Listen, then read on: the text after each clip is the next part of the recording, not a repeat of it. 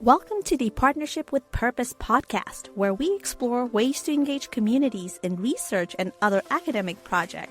My name is Juasmi Tapa.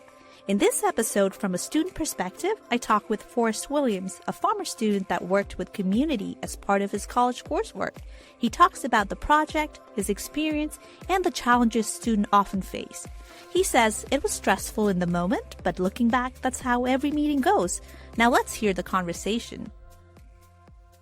Today we have Forrest here, who was a student leader for the planning part, and he was very crucial in getting this project completed. And maybe you could talk a little bit about what you did in the course. Sure. Thanks, G. So understanding community needs was the basic first step that we looked at from the planning perspective. So obviously, this community is a coastal community, and they really wanted to focus on resiliency and making sure that they were prepared in the event that there was another natural disaster to affect the community. And so looking at that, we wanted to talk to the community members to get an understanding of what their needs were, what they wanted to see Rockport grow into over the next 20 years. To make sure that they were growing responsibly, making sure they were increasing economic development, housing affordability, housing variety, to make sure that they could attract those different income levels into the market.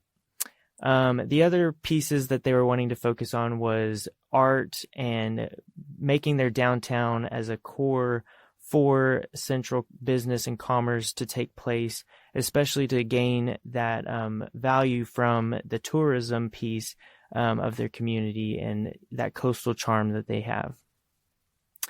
So envisioning a resilient future. So when we look at a comprehensive plan, we look at multiple elements that create the overall holistic approach to make a community more prepared. So we analyze land use and housing and transportation, along with community facilities, economy, and environment. And so looking at all these things and how they correlate with each other and affect each other in different areas, we analyzed Rockport and looking at different land use plans and scenarios to see what the community would like to target the areas of growth, the areas that we wanted to redevelop, and see change in tourism or natural areas, and trying to just make sure that we were creating a holistic approach and view for how the community could grow. And really, looking at the different options, because there's so many ways that you can look at a community and plan for different needs, but then when you add in natural disaster planning and resiliency planning, it adds another layer that you have to really analyze to make sure that you're putting areas that aren't going to be at risk if there was a flood or if there was a hurricane to take place. And so in that, we created different action plans for those elements of the plan. So looking at the stakeholders, looking at funding opportunities, and trying to gauge, who would be the head lead department to implement some of those actions, and go through the goal setting process to tie it all together back to the core elements of the plan.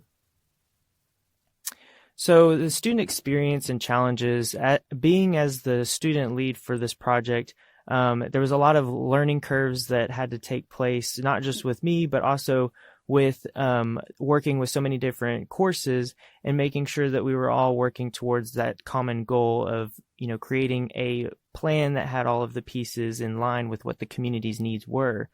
So one thing that was hard for some of us to grasp was that, we have our vision, we have our ideas of what we want a community to look like, but we have to also take into the account that our view or our best practice might not be exactly what is best for that community.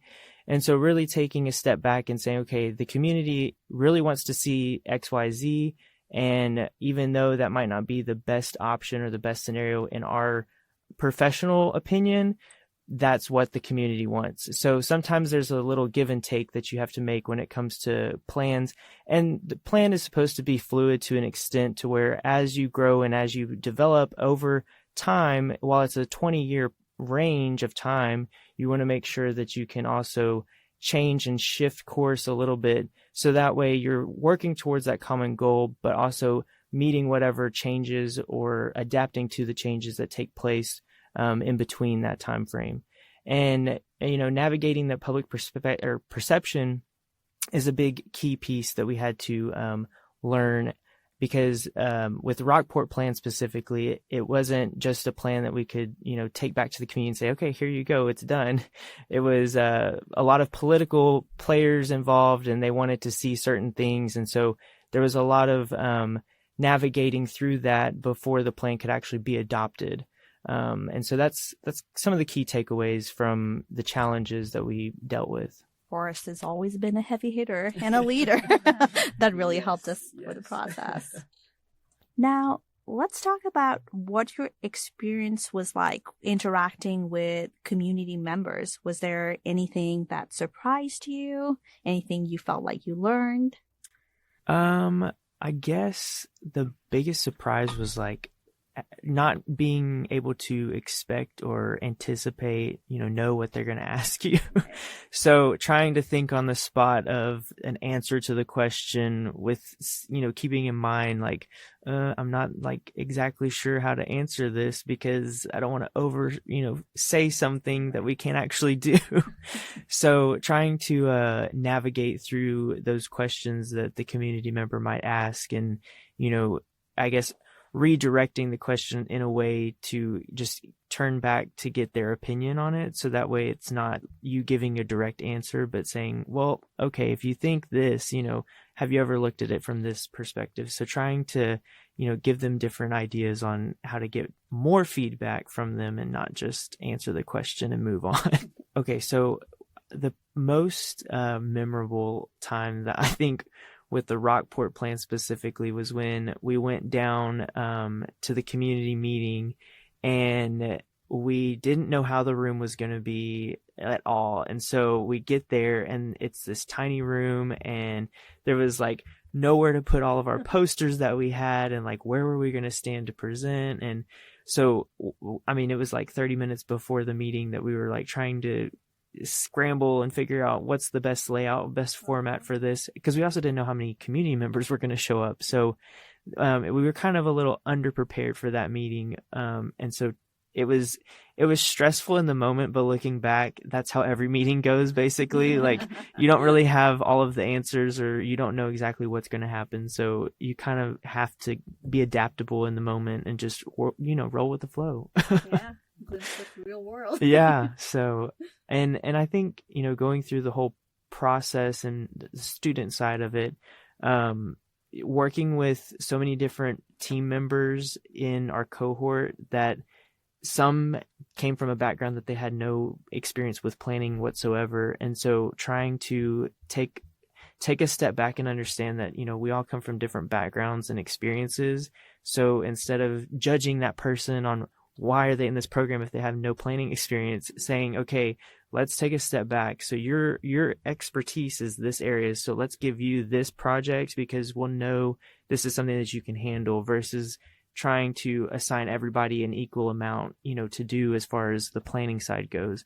So we were able to play off of each other's strengths and weaknesses and, work through that through the project. So it wasn't so much for one person to do or try to learn everything plus implement and do a plan that they had never really done before. So it was definitely cool to work with different students and get an idea of like how other parts of the world plan and how other countries are just different than America. We're used to the American way, and then you go to China and you're like, oh, a small city is 250,000 people. Okay, that is not small here. That's huge here. So taking those worldly perspectives and putting them together and working together on a common goal is definitely a good solid experience that we were able to take and put that into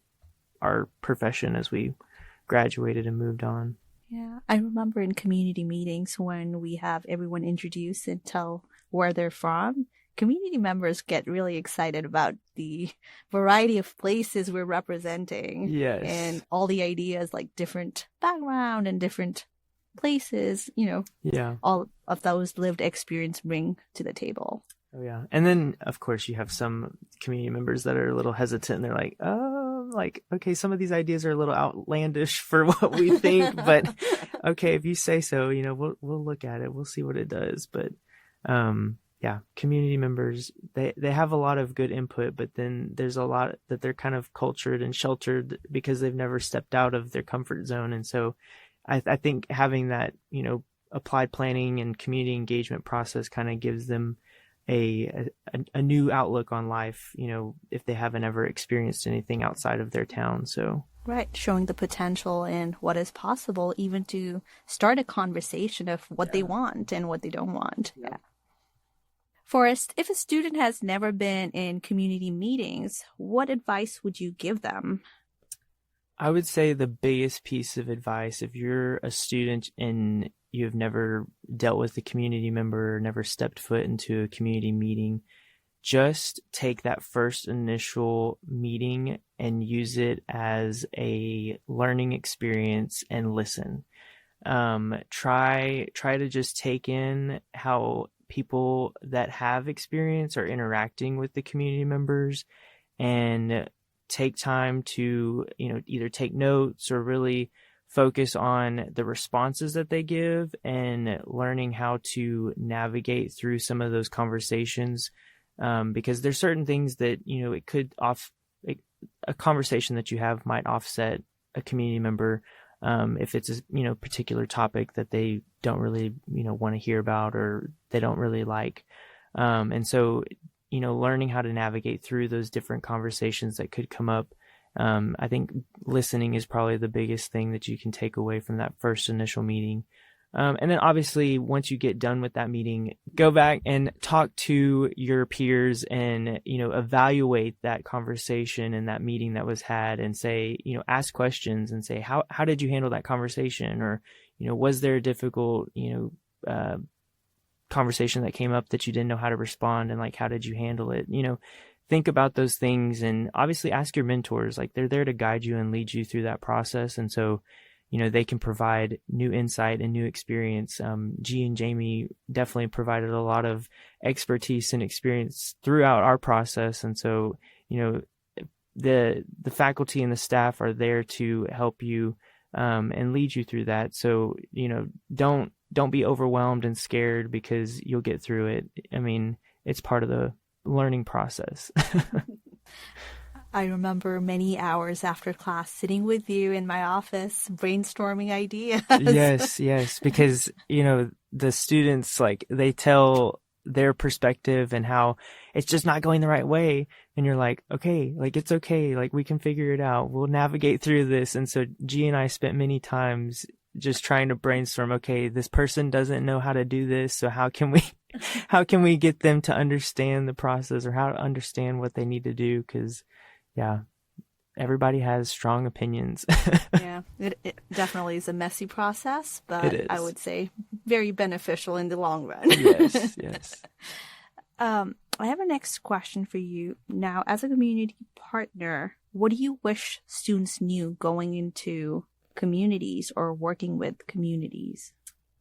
I think the biggest thing that students should probably know before they step foot in the community is just to research, like, what, the basic of the community looks like. Obviously they're there to learn more, but, just doing some initial research is one of the most beneficial tools that a student can have.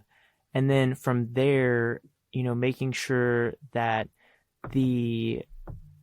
when you go into that community, that you're not like overstepping your role, because you're there for the purpose to learn and listen to what the community wants and needs. And you're not necessarily there to like go ahead and start solving the problems, because that's not necessarily what the community wants to know up front. But I would say that would be, one of the biggest key things, is to just learn and listen when you first go into a community. You just heard from a former student, Forrest Williams, and his lessons working with a real community. To support student work in communities, consider donating to our scholarship program, the Cooper Scholars. If you'd like to learn more about the program, follow us on Instagram at TAMUTXTC. Check us out at our website, collaborations.tamu.edu/txtc, or email us at texastargetcommunities@tmu.edu. See you next time.